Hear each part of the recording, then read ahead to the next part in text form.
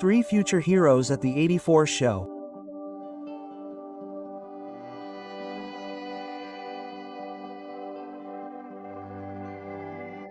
For a long time, the two Ortiz brothers disappear from my musical sight. Daniel doesn't even mention them anymore. They've probably reconsidered and backed out after their scant, if not non-existent, impact in the competition.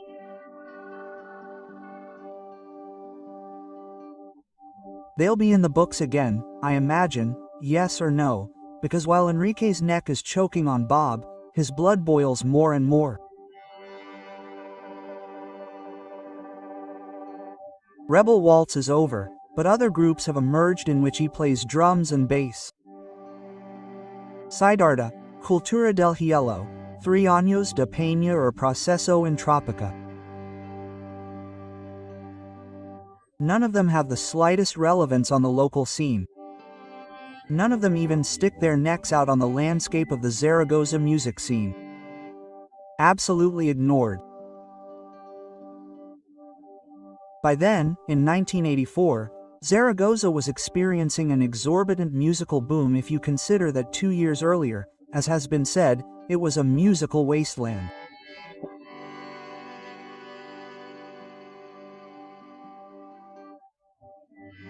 In March, the City Council promotes a showcase of local groups in which 50 groups take part over the course of 3 marathon nights.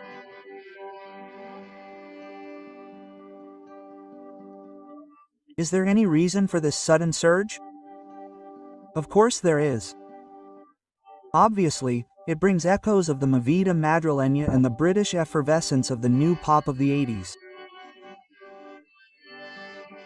But, in addition, after the municipal competition of '82, it opens a concert hall, El Plado, where all the Madrid groups of the moment perform, from Radio Futura to Gabinete Caligari and the Volpes themselves, a female punk group from the Basque Country, who a few days later shake up Christias, newspapers and, especially, public television, because their song, Mi Esser una Zora, is broadcast on a program. The first moralizing scandal of democracy. Also in 1983 there was a 9-hour macro concert in the Bullring with 5,000 people, something absolutely unusual in the city, in which Nachop, Polanski y Ardor, Aviador Draw, Darabos Arias and Dinarama played. Tragically, Paralysis Permanente was left in a ditch on the way to Zaragoza, and Miguel Rios brought 50,000 people to the Romareda on the night of June 30, 1983, achieving an unbeaten record for attendance at a rock concert in an indoor venue. On the radio, something never repeated since and I think unrepeatable, as the radio stations were so gloomy and poor in this first decade of the 20th century. There were also 3 programs that had a decisive influence when it came to shaping tastes and discovering new groups. The Observatory is hosted on Sundays by Emilio Valilla on Radio Popular, a music page, and also hosted on Sundays by myself on Radio Heraldo and especially El Selector. On Saturdays on Radio Zaragoza, with Cachi at the helm, a real star, playing music and revealing the latest groups. Cachi also plays at the trendy and most modern P in the city, El Rosé, where on more than one night a solitary and shy Bumbori wanders around with an elusive attitude and wrapped in a greenish trench coat with a very striking bowler hat. I remember him asking me for cigarettes and barely exchanging a few words, given his immense shyness. Like months before, I see him hanging around penniless around the doors of the dilapidated San Jose Pavilion, looking for a ticket for one of the concerts that were held there. On one occasion, the ticket fell out of my hands. All of this creates a breeding ground that ultimately leads to the emergence of the first pop, rock and other genres. An unusual and decisive liberation party that completely leaves behind the old corsets of Francoism and in which the same fanmongers come together as fashion designers, hairdressers, musicians, designers, record companies, video artists, in addition to setting up a ton of bars. What a blast! During the 3 nights it lasts, around 26,000 people pass through the old trade fair grounds and 6 guest groups from outside play, plus the 50-50 nothing from Zaragoza.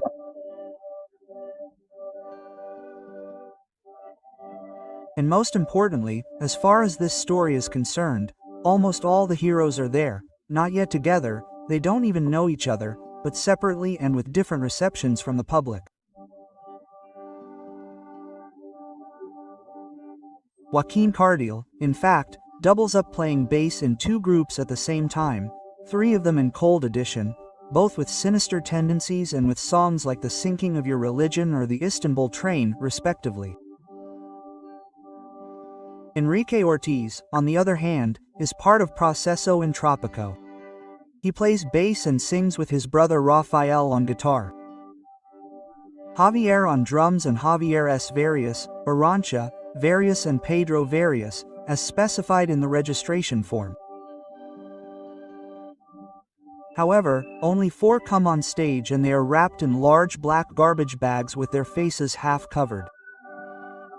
According to them, they play avant-garde pop rock with meaning included. Enrique sings with his voice already affected a song like Metamorphosis, which is not bad, but rather causes indifference among the audience, doesn't it? Like Glass Juice, where Juan Valdivia and his brother Pedro come on drums with Quique, Vicente, guitar, Fernando Navarro, keyboards, Javier bass and Javier Guajardo vocals. The 2 Valdivia brothers have soaked themselves in music to the core in the family home. Their father, a military doctor, has a practice in the house where they live in Segovia. He is a classical music enthusiast and practically all day long the house plays pieces from his extensive music library. They also have an older sister, Beatriz, who learned to play the guitar at the convent school where she studies. And Juan hears her strum the 6 strings every day until he asks her to teach him. A wild boar.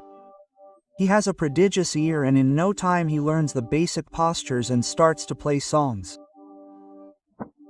But that ear is a skill that he has maintained and continues to maintain intact, which has served him well during the absence of heroes to continue his studies of piano and music theory. Many of Mozart-Beethoven's scores came out of memory without looking at the paper, something that irritated his teachers who, academic and rigorous as they are in the world of classical music, demanded paper and reading by heart, not memory. Pedro Valdivia, for his part, learned to play the drums by first banging on chairs at home until he could buy a real one. The right spark. Juan and Enrique meet. Zumo de Vidrio, with their youthful and fresh appearance and their very pop songs, the most notable being Since I've Seen You, is one of the 3 most outstanding young groups at the event. And so I highlighted it in Heraldo in a summary report of the 3 unusual days of rock and roll and stuff in the city. Of the new things with respect to the 1982 competition, the best came from Chaza, Degenerate Matter and Zubo de Vidrio. The best of the event, I write. That mention must have stuck in Enrique's mind because a few months later he didn't hesitate to accept Juan's friendship and offer. It's all the result of chance or, who knows, destiny, which was determined to bring together dreams and synergistic forces in the growing local scene in Zaragoza in the mid-80s.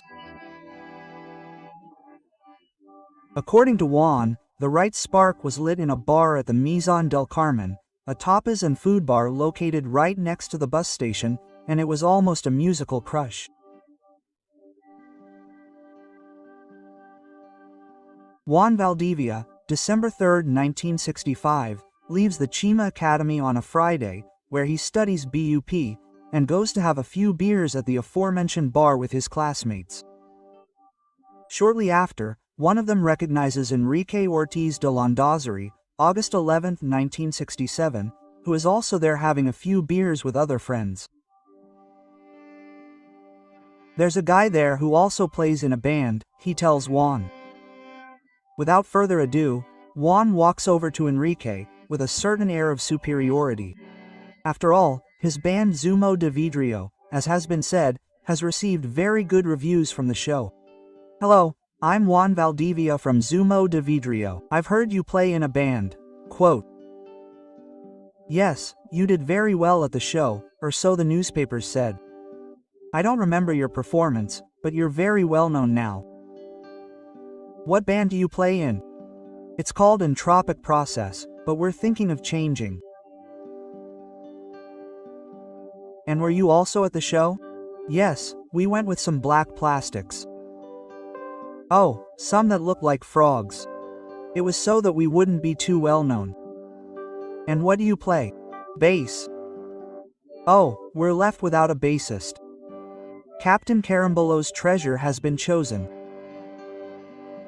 It's like a ray of light coming down from the sky.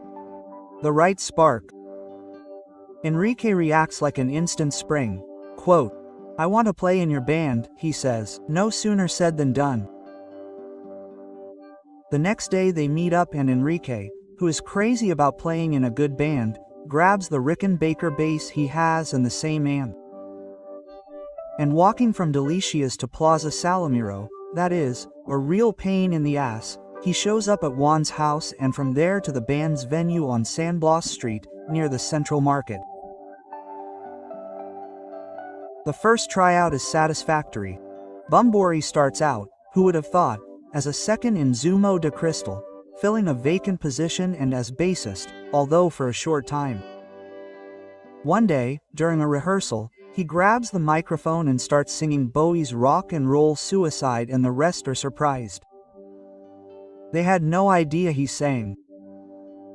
By then, Juan and the rest of the band are annoyed with the constant flirtations of singer Javier Gallardo Valdivia, Juan's cousin, who doesn't show up to rehearsals regularly, so more than a few days they leave the venue without doing anything, so an idea occurs to him. Why don't you sing too, in addition to Javier? He suggests. Oh, great. He doesn't think twice about it. In September 1984, and because of his beloved BWI, Bumbori is baptized as a singer. However, his version of the encounter with Juan, although coincidental, differs in some nuances, as he told me in 1993 with a view to the publication of this book that has obviously been delayed more than expected. I had never heard of Zumo de Vidrio. I was in a bar at a friend's birthday party and Juan at another's. We had met for the first time at a performance I had given at his school, but we only said hello, not for any reason, but simply for the fact that we were musicians. That afternoon I remember getting really drunk. He told me he was looking for a bass player because his, the Perena, had left and he gave me his phone number. The next day I saw the number written on the paper and I said, who could have given me this phone number? And I don't know why, something I've never done in my life, I called and when I recognized him we arranged to meet that same day to rehearse. I went with my bass, my amp, and my bass, from Delicias to San Blas Street. I crossed Zaragoza from one end to the other and started rehearsing. I was in an entropic process at the time and what I did was alternate between the two groups. In Zumo I was only the bassist. The thing is that someone was always missing from rehearsals and one day when the singer wasn't there I sang a couple of BWI songs for Juan and he asked me why I didn't sing. I did and they sang two songs, Héroes de Legende and Oblivion, which I later sang with Héroes as well.